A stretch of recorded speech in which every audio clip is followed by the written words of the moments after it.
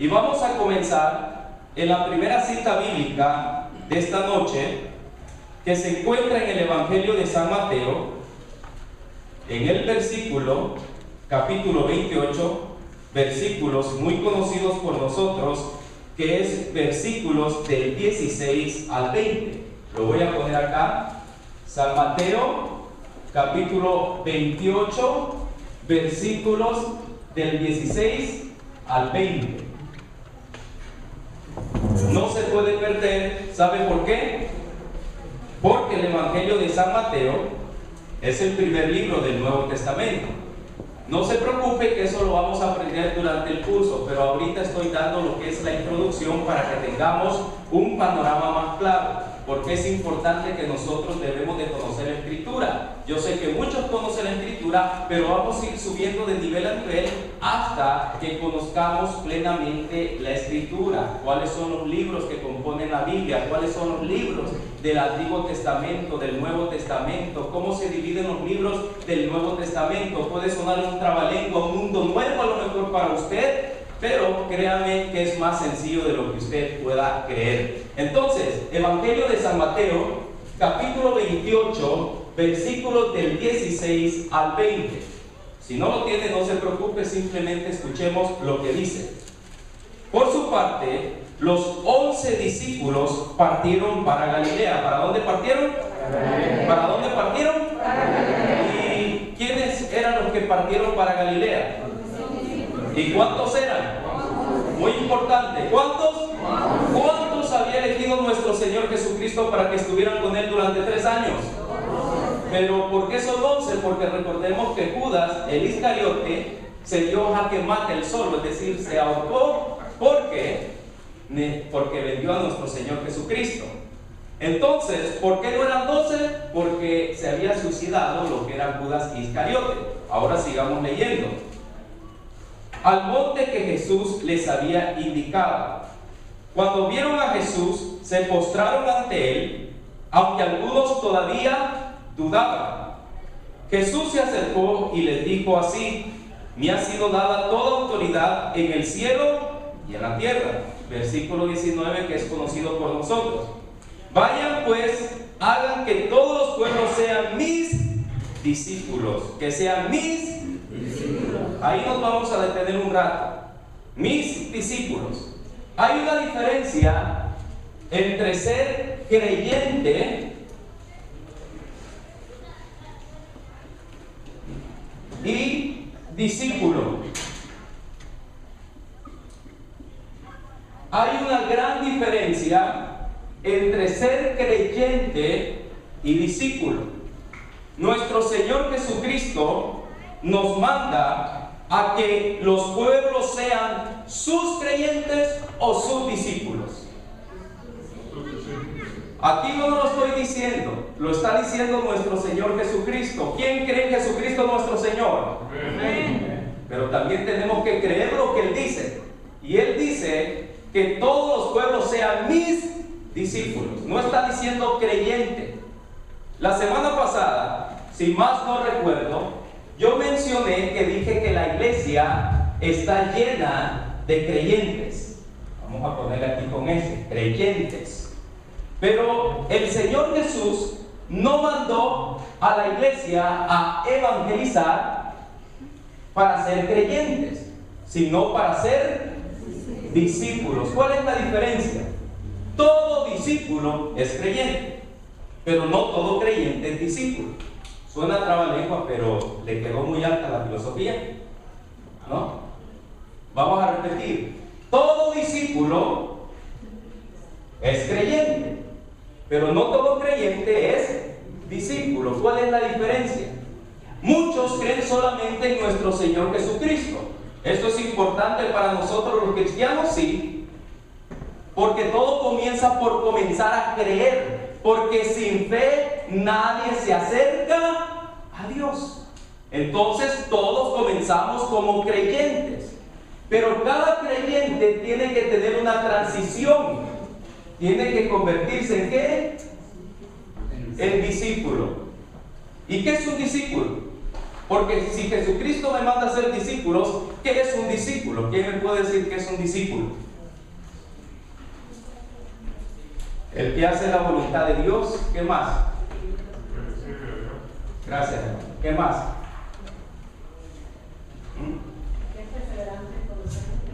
El que es perseverante. ¿Qué más? ¿Qué más es un discípulo? Quiero que todos participen.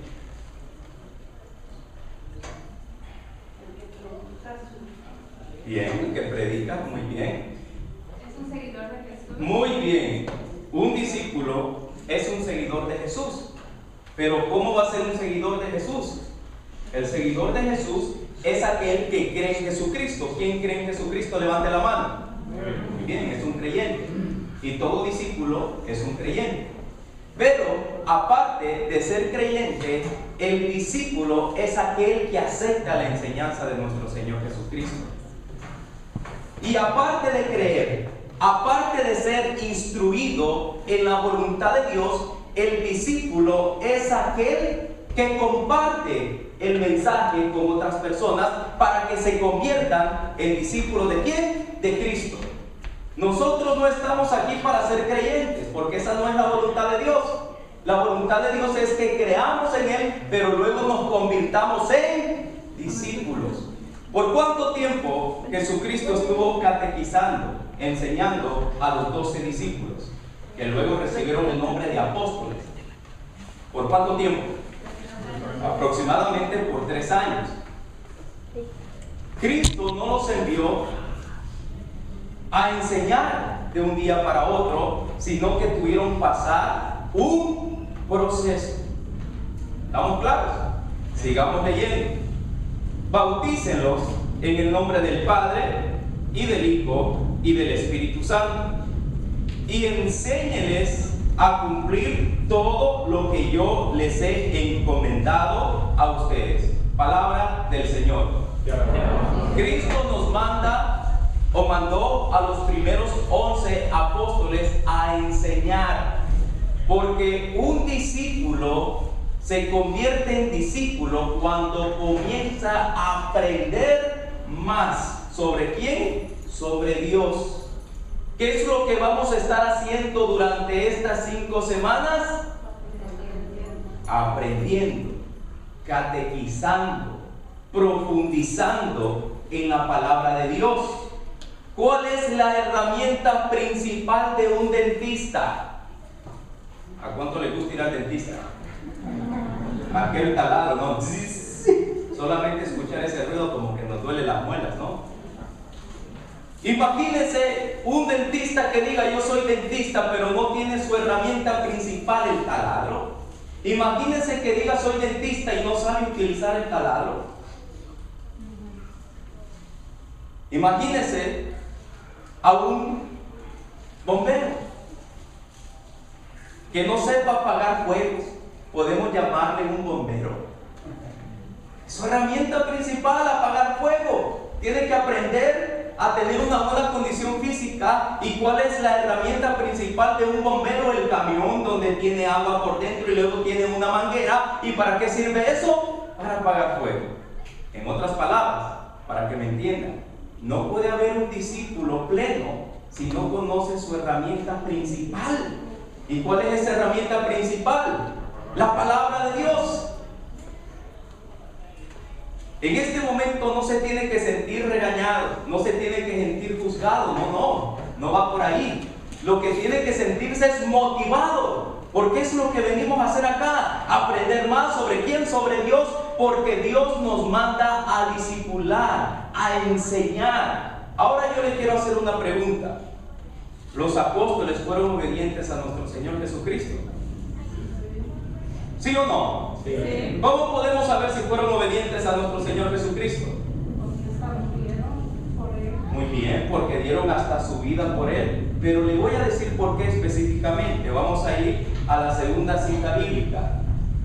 Hechos de los Apóstoles, en el capítulo 2, versículo 42.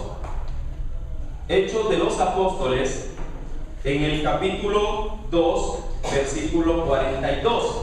Antes que pasemos a la segunda cita bíblica, ¿Cuál fue el mandato de nuestro Señor Jesucristo? ¿Qué les dijo a los 11? Vayan, hagan mis pueblos mis, y luego bautícelos en el nombre del Padre y del Hijo y del Espíritu Santo, y por último, enséñenles. ¿Y qué es enseñar? Catequizar. Porque nosotros necesitamos crecer en el conocimiento de la fe. Entonces vamos a ver si ellos fueron obedientes. Hechos de los Apóstoles, en el capítulo 2, versículo 52. ¿Por qué es tan importante Hechos de los Apóstoles para nosotros los cristianos? ¿Por qué? Porque ahí fue donde descendió la presencia de la tercera persona de la Santísima Trinidad, que es el Espíritu Santo, porque fue el nacimiento de la iglesia y porque encontramos los hechos de los apóstoles que en realidad se debería de llamar los hechos del Espíritu Santo. Hechos 2, capítulo 42, dice así: eran asidos a la enseñanza de los apóstoles. Y ya no me voy a mover de ahí. ¿Qué quiere decir la palabra asidos? Quiere decir que iban ¿qué? De una forma continua, de una forma seguida, a recibir la enseñanza ¿de quién? ¿Pero por qué? Porque ese era el mandato de nuestro Señor Jesucristo. Que los creyentes luego fueran catequizados para que se convirtieran ¿en qué? En discípulos. Ahora bien, teniendo eso en cuenta, ¿quién es el que manda a catequizar? Jesús. ¿Quién es el que manda a ser discípulos? Jesús. ¿Y qué hizo la iglesia primitiva? Obedeció a ese llamado. Ahora quiero hablar sobre esta palabra muy importante que es la evangelización. ¿Qué significa la palabra evangelización? ¿Qué significa? Muy bien. Evangelización significa llevar la buena nueva. ¿Y quién es esa buena nueva? Jesucristo. Jesucristo es la buena nueva. Ahora, la evangelización, mis queridos hermanos, damas y caballeros, en esta noche que están aquí recibiendo esta enseñanza maravillosa, la evangelización está dividida en 3 partes. ¿En cuántas partes está dividida la evangelización? Y es ahí donde vamos a comenzar. Evangelización está dividida en 3 partes. Número 1 es el querigma. El querigma es el anuncio básico del Evangelio. ¿Cuál es el anuncio básico del Evangelio? Anunciar que Jesucristo murió y resucitó, que murió en la cruz del Calvario, derramó su sangre para el perdón de nuestros pecados. Ese es el anuncio básico, ese es el querigma. Entonces, ¿en cuántas partes está dividida la evangelización? 3. ¿Cuál es la parte número 1? ¿Y qué es el querigma? El anuncio básico del Evangelio, que Cristo murió, resucitó, que murió en la cruz del Calvario, derramó su sangre para el perdón ¿de qué? De nuestros pecados. ¿Cómo nosotros llevamos el querigma? A lo mejor es primera vez que escucha esta palabra, pero ¿cómo lo llevamos? Por ejemplo, ¿qué tuvieron ustedes este fin de semana pasado? Retiro. El retiro, muy bien. Entonces, hacer retiros de iniciación es parte del querigma. ¿Qué otra forma? ¿Conciertos de alabanza?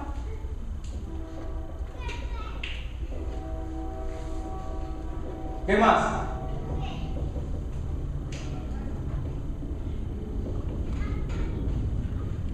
Vigilias.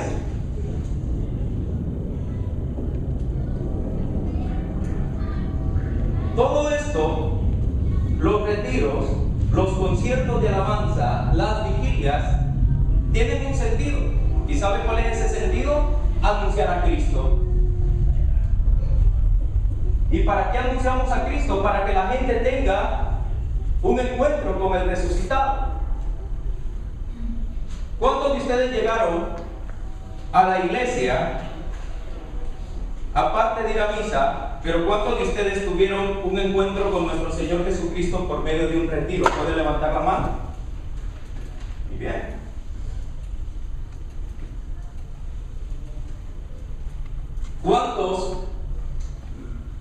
tuvieron un encuentro con nuestro Señor Jesucristo por medio de un concierto de alabanza, donde había alabanza y luego hubo predicación? Algunos. ¿Cuántos a través de una vigilia donde hubo cantos, hubo predicación, ahí le presentaron el mensaje básico del Evangelio? Algunos, a lo mejor no están acá, pero todo esto es el querigma, donde anunciamos a Cristo y podemos utilizar retiros, podemos utilizar conciertos de alabanza y vigilias y podemos tener más recursos, pero todo esto es para anunciar el querigma, anunciar a Cristo como Señor para que la gente tenga un encuentro con Él. Pero no es la única forma de anunciar el querigma. ¿Quién de ustedes tiene la exhortación apostólica del Papa Francisco que se llama Evangelii Gaudium? ¿No? Aquí el Papa Francisco, ¿quién es nuestro Papa de la Iglesia en la actualidad? El Papa Francisco, ¿qué nos ha mandado a decir por medio de esta exhortación apostólica? Nos ha dicho en resumen lo siguiente: ¿cuántos de ustedes han tenido un encuentro personal con Cristo? Ninguno, nadie. ¿Quién ha tenido un encuentro personal con Cristo acá? ¿Qué significa haber tenido un encuentro personal con Cristo? Por ejemplo, voy a mencionar algunas cosas. Algunos eran drogadictos. Se les presentó el querigma, se les presentó a Cristo y tuvieron un cambio en su vida, que dejaron de hacer drogas porque Cristo cambió sus vidas. Otros eran alcohólicos, pero se les presentó el querigma, los evangelizaron, tuvieron un encuentro con Cristo y el alcoholismo desapareció. ¿Por qué? Porque Cristo tiene el poder para cambiar vidas. Había matrimonios que estaban a punto de divorciarse. Fueron a evangelizarlos, o fueron a un retiro, o vinieron a un concierto de alabanza, o fueron a una vigilia. ¿Y qué pasó con ese matrimonio? Aquel que todos pensaban que iba a terminar en divorcio. ¿Qué es lo que pasó? Tuvieron un encuentro con Cristo y Cristo restauró ese matrimonio. Entonces, eso es tener un encuentro con Cristo. Unos se querían quitar la vida, pero escucharon el querigma, que Cristo es el Señor, que es el que cambia vida. ¿Y qué pasó con eso? Su vida se transformó. ¿Quién ha tenido una experiencia similar a lo que yo acabo de decir? ¿Quién ha tenido un encuentro con Cristo? ¿Puede levantar la mano? Vamos a tener que hacer un retiro espiritual para que todos tengamos un encuentro personal con Cristo. Lo que acabo de mencionar son ejemplos nada más. No puede haber evangelizador si primero no ha tenido ese encuentro con el resucitado. Se recuerda el apóstol San Pablo, perseguía a los cristianos, pero luego tuvo un encuentro con nuestro Señor Jesucristo a través de esa luz que lo tiró al piso. ¿Y qué pasó con ese encuentro? San Pablo tuvo una conversión. Ahora ya no perseguía a los cristianos, sino que ahora se convirtió en una persona que los perseguía. Y por medio de la fe hasta murió decapitado, porque el imperio romano perseguía a los cristianos en aquel tiempo. ¿Y cómo murió el apóstol San Pablo? ¿Cómo? Decapitado. Porque habían tres formas de cómo morir en aquel tiempo. Crucificado. ¿Por qué San Pablo no fue crucificado? Porque era ciudadano romano, aunque era judío, pero había obtenido la ciudadanía romana. Y quien era ciudadano romano no podía morir crucificado. Entonces, ¿cuál era la otra opción? Decapitado, es decir, le cortaron la cabeza. ¿Cuál era la otra opción? En aquel tiempo tenían un espectáculo los romanos, que en el Coliseo ponían a los cristianos para que los leones se los comieran. ¿Cuál de esas tres hubiera preferido usted?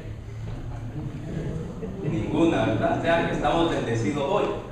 Entonces el Papa Francisco nos dice lo siguiente: nosotros no tenemos que esperar tener un curso de teología para ir a evangelizar. No tenemos que esperar para ser catequizados de una forma tan elevada teológicamente para ir a evangelizar. No. ¿Sabe quién